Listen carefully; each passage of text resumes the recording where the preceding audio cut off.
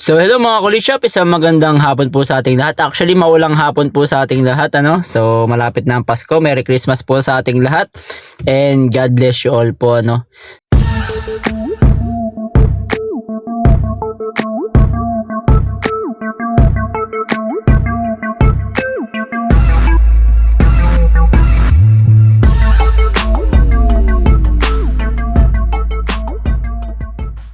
Maraming salamat po dun sa mga tumatangkilik pa rin sa aking mga videos until now, pati dun sa mga shorts videos ko, no.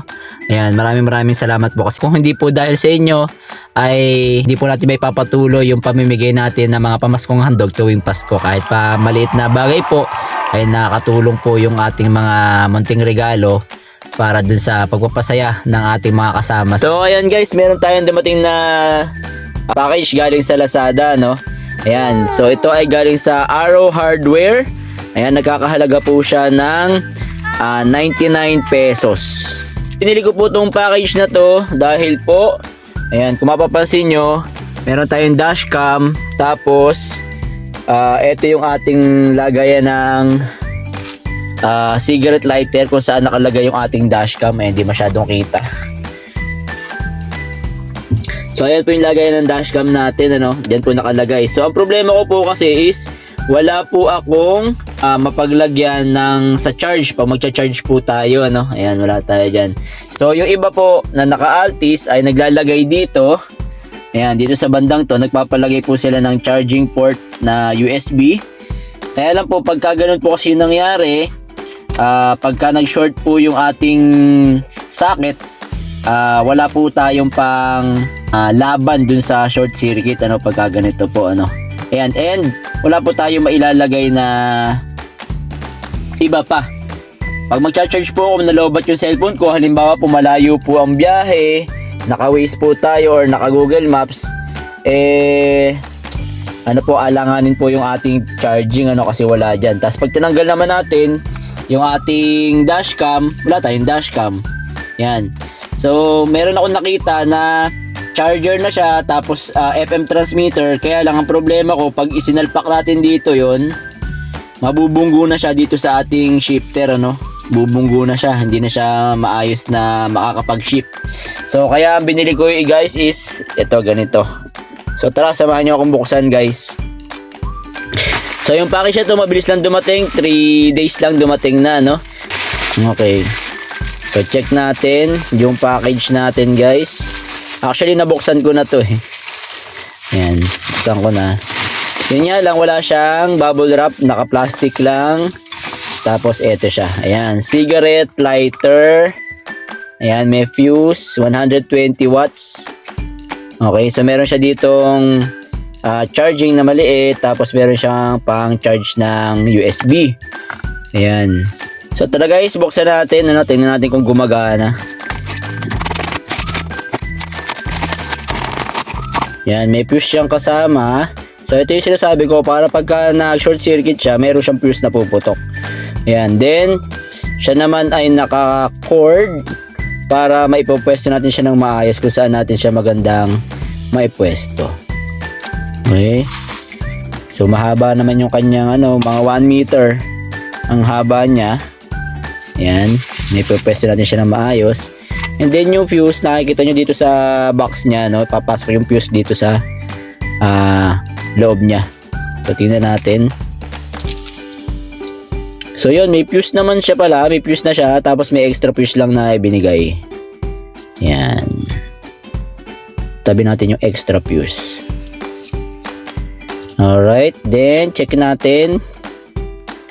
So yung akin dati, meron dito pindutan para on and off ano. Yan, meron siya dati dun. So madali lang naman to, bubunutin lang natin to sa cigarette lighter. Tapos ilalagay natin tong ating socket, cigarette lighter socket. Yun.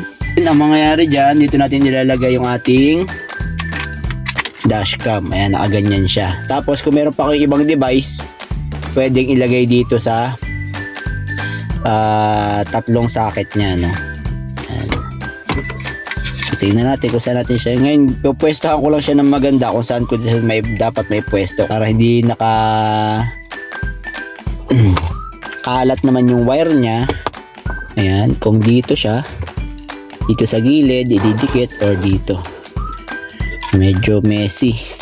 So ayan guys, after several trials, so pinakamaganda na siya dito sa gilid ko ilalagay siya, Ayan. Yan, para dito siya nakapwesto, hindi siya nakakaabala sa pagdadrive. Tapos discreet lang siya, hindi siya magulo sa wiring. Ayaw ko kasi ng masyado maraming nakakalat na wiring, So ayan, dito lang siya. So didikit ko lang siya dito. Galing muna natin. Gamitin natin yung double-sided tape. Ayan, para maidikit siya.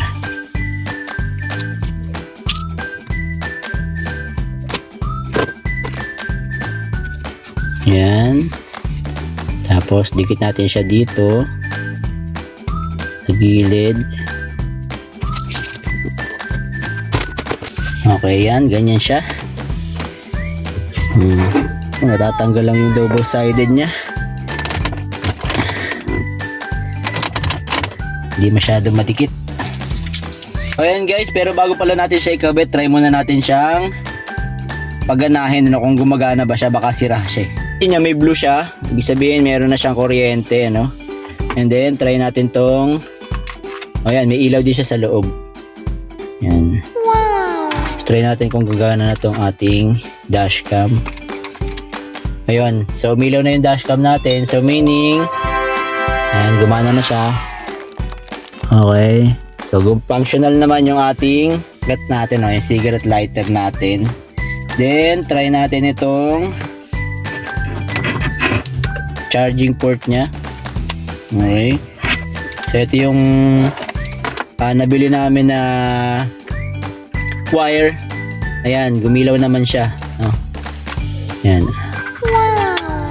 So tingnan natin kung nagcha-charge. So ang bilhin namin is yung marami ng ganito, para pwede ka mag-charge ka kahit anong cellphone, pang iPhone, pang Android, tapos pang Type-C. Try natin kung mag-charge. Okay, nag-charge naman siya. So goods yung ating charger, So habang nagbabiyahe ako, yun, para hindi naman ako malobat habang nagbabiyahe. So, ang problema na lang is kung paano ko siya maididikit, So ito, meron akong nano magic tape, nasa vlog ko na rin to dati pa. Ito yung ginagamit ko, nano magic tape, pandikit-dikit kung saan na mga bagay-bagay. Matibay ito.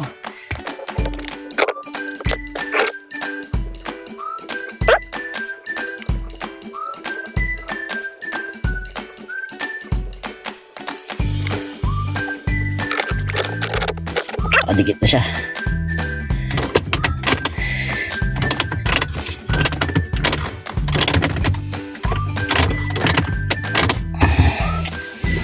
Okay, so ayusin na lang natin tong wiring nya, para maayos naman siyang tingnan.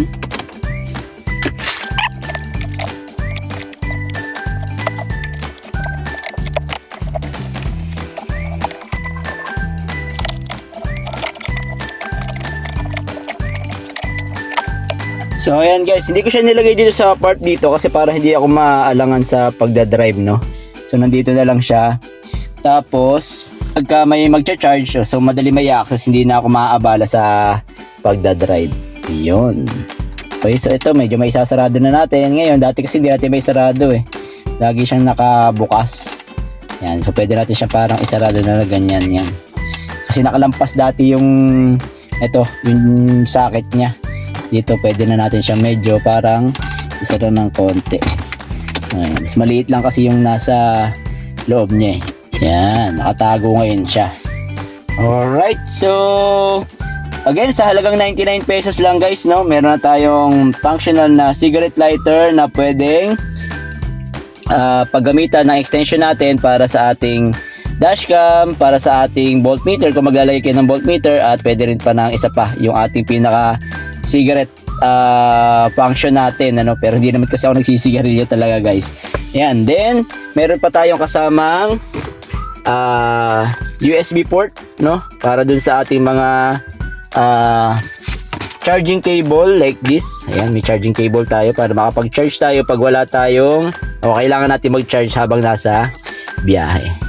Ayan. So siguro po minimum din mo kapag-painabang sa araw na ito, at sa mga hindi pa po nakasubscribe, subscribe lang tayo sa Kulit Shop. Ang shop na makulit pero walang physical shop. See you in my next videos. Bye-bye. Merry Christmas po sa ating lahat.